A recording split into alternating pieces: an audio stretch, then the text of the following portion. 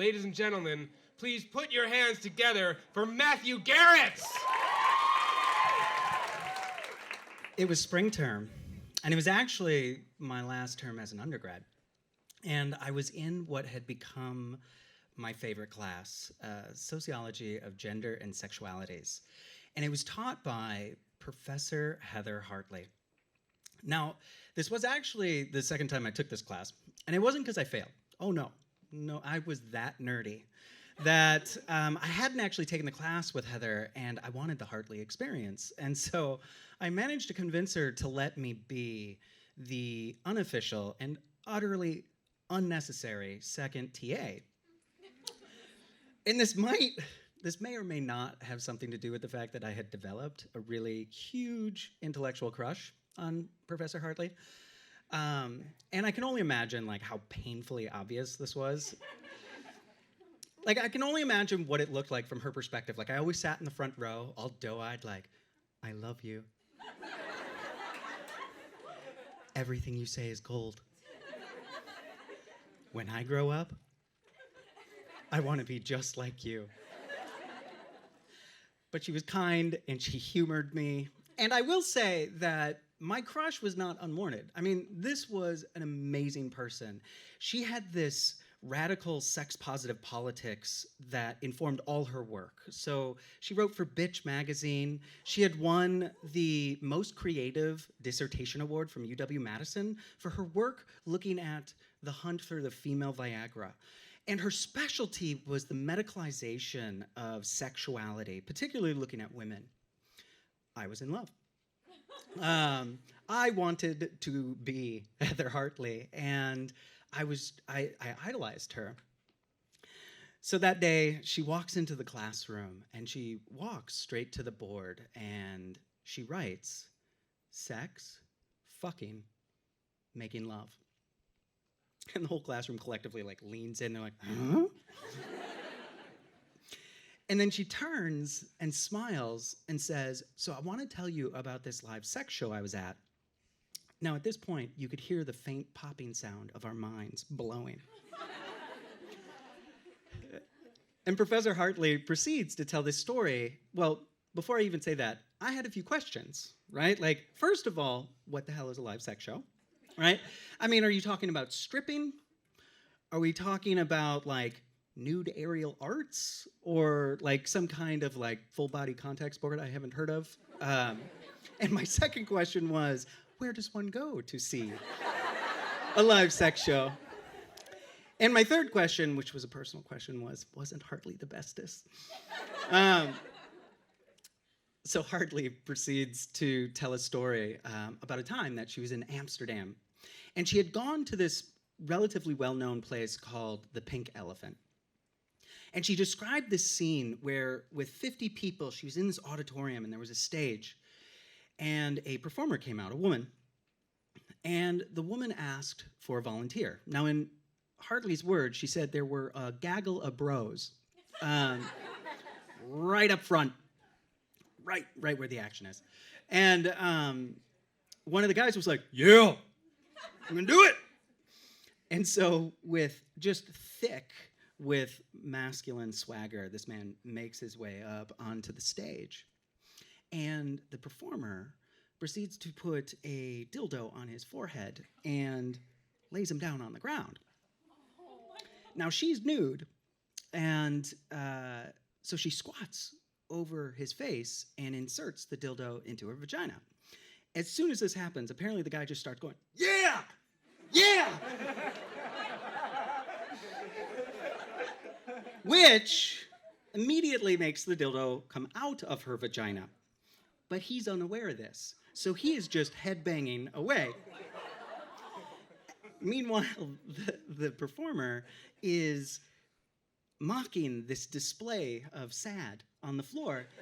And as Professor Hartley is telling this story, she's using terms like social construction of gender and heteronormativity and terms like hegemonic masculinity, and we're all like, oh. And she manages to take this obscene, ridiculous scenario and turn it into this like awesome sociological experiment. Well, a year later, with her support and encouragement, I go on fellowship to Amsterdam as a sex researcher. I was part of an institute where they brought people from all over the world to really learn from each other about the kind of work we were doing within the world of sexuality. And of course, the first thing on my to-do list is I'm going to the pink elephant, right? Like I'm gonna have my Hartley moment. Like I'm gonna be Hartley, I'm gonna go to the pink elephant. So the pink elephant sits on the edge of the red light district on the city side, like by the heart of the city. I lived just on the outskirts of the other side of the red light district.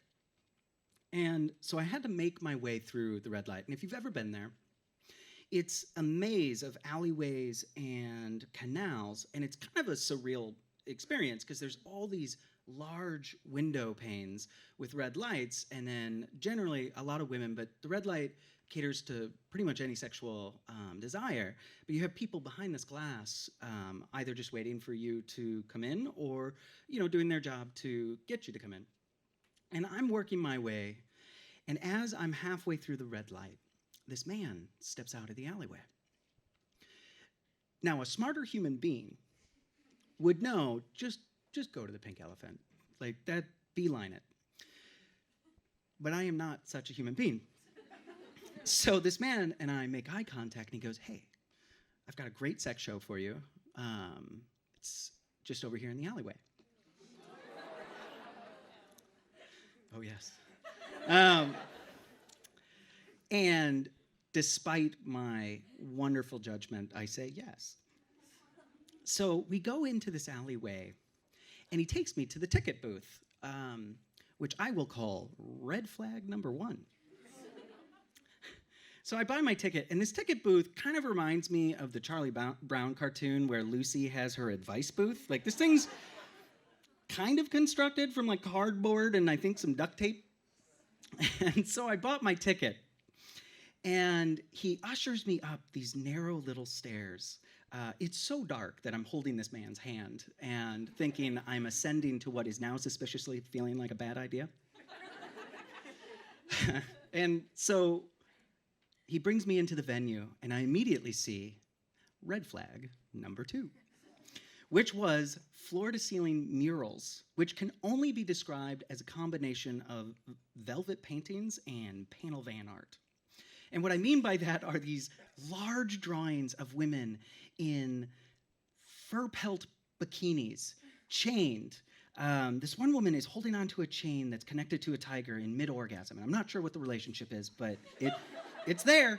And to my right is this man wearing nothing but a pair of mucklucks and a boner. And his boner is shooting a laser. Like that way. And it was perfectly aimed at this poor woman's eye. And the look on her face was a mixture of orgasm and annoyance, which was a sight to behold.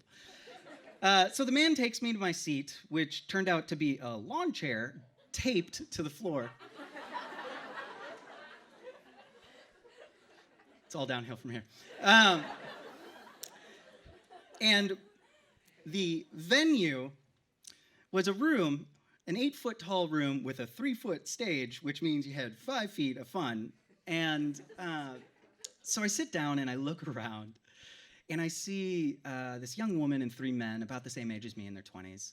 And then just off to me is this man in his 50s who, how do I put this gently, was a creeper, right? Like, kind of made the hair on the back of your neck stand up. This is the part I remember the most. He wore sweatpants to here and no undies. Yeah. And then there was me. So it was a small, intimate affair. So the lights come up, and out walks on the stage red flag number 3. Now keep in mind, she kind of walks out like this because the ceiling is so low. And this woman walks out nude with an expression of just abject apathy with a hint of annoyance. And she just kind of comes out like, and she asks for a volunteer. my heart's not in it, right? Like I'm not ready to take the leap. And so she points at the woman and goes, "You, get on stage." And not in a loving way. Like, it was a command. And so she gets the woman up onto the stage, and she lays her down. And then I thought to myself, oh, it's going to happen. This is my Hartley moment. Like, Hartley prepared me for this. I know what's happening. But it didn't happen. What happened was she pulled the woman's shirt up to about right here. And then she produced a magic marker. Now, keep in mind, this woman's nude, so I'm not sure where the marker came from. But if I didn't know where it was, I now know where it's going. Because what she did was she inserted the marker into her vagina, and then she squatted over this woman and kind of does, there was nothing sexy about it, but there was movement. Just let that set in for a little while. So I'm sitting here going, and she abruptly finishes, swings her leg, and pulls the woman up. And there, in perfect cursive, are the words, "sexy bitch." Now I'm in awe, right? Like, I have nice handwriting, but that shit was pretty cool. So, again, the performer, with all her splendid lack of any kind of affect, said, "I need another volunteer." And I was like, no, I do not need nothing written on any of this. So she points to the guy that was sitting next to the woman. She's like, "You, get up here." And the guy has this kind of mixed, like, okay, I can do this because my friends are watching and I got to be a man. And I don't like how I feel right now, but I'm going to do it. So he gets up onto stage, and I'm like, okay, this is the moment. I get to see the forehead dildo headbanging sociological experiment. And what happens instead is she asks him to get on all fours and bark like a dog, which is already, you're thinking, where's this going? I mean, some of you might know, but I did not. And the best part, and the part that sticks in my mind, is the woman slowly reaches up into the ceiling tile and then produces a banana. And I think we all were like, where the fuck did that banana come from? Who keeps bananas in the ceiling? Would I want to eat a banana from the ceiling? It is a skinned fruit, so, And she peels the banana, and she then sits down and inserts the banana into her vagina, and then says, "Eat the fucking banana." And I watched this man whimper his way to that banana, and we're all sitting there like, and he takes one bite, and you watch him like, and she goes, "No, finish it. You paid for this. Finish it." And so I watched this man choke down 3/4 of a banana before she releases him back into the wild. And I don't know, this might be my imagination, but I think as he walked back to his seat, I saw the glint of a tear. But I do know he certainly was demoralized. So the lights dim, and I'm thinking to myself, what the hell? I'm definitely not feeling turned on. I'm feeling more of a violated? I'm feeling a little funny in my tummy, right? Like I'm not doing okay. I'm thinking, all right, but I trust Professor Hartley. This is gonna be okay. This is gonna be okay. It's gonna get better. So the lights come on, and this man and woman come out. Now, I'm going to describe the man because I couldn't unsee this, and it seared into my memory. This man comes out, and the best way I can describe this man is he's a lesser attractive Ron Jeremy. Yeah. And he's wearing bicycle pants, like spandex, and a spandex shirt that came to meh. And he had fingerless leather gloves, and he wore these sunglasses, like the ones you get after surgery, like the like super old people sunglasses, like all the way around. And he walks over and he presses play on a cassette tape boombox. Now, this was not that long ago, so that boombox was entirely inappropriate. And out from the boombox starts playing Rammstein. Rammstein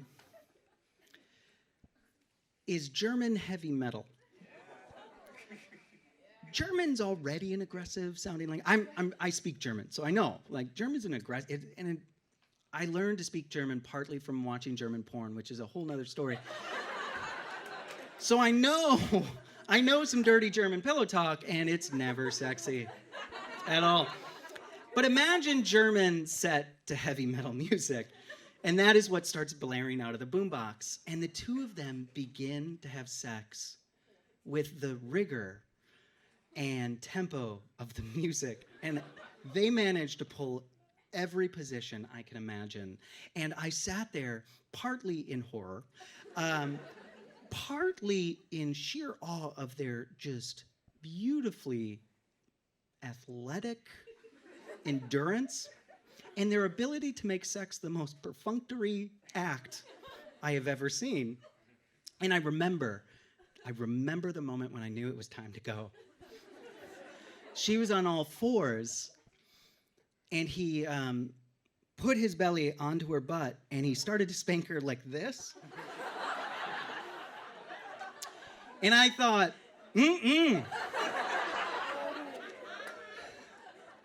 not okay with it.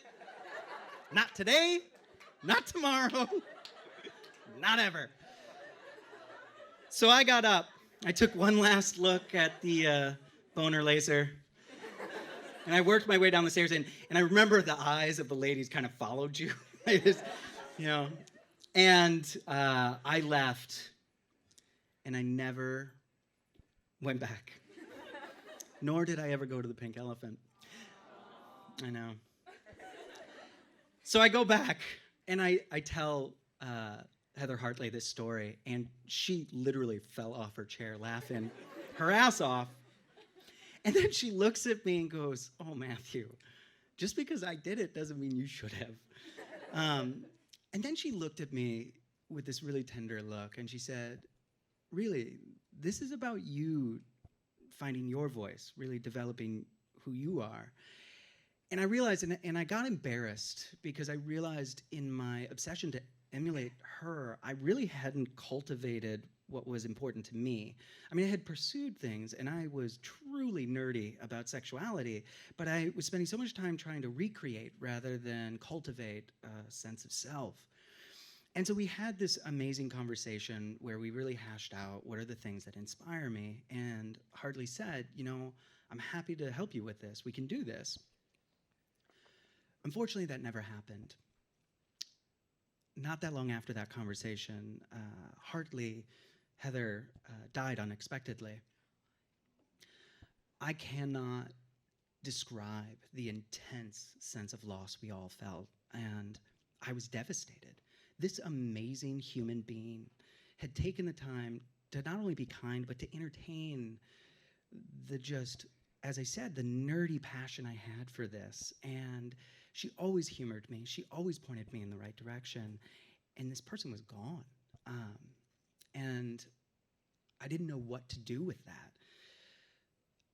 And not that long after that, the head of the Department of Sociology, the chair, came to me and said, "Look, would you be interested in teaching gender and sexualities?" I couldn't even wrap my head around that question. I couldn't even really grapple. I mean, part of me was angry, like, how dare you? Like, who could ever replace Hartley? And you're asking me to fill probably the biggest set of shoes I could imagine.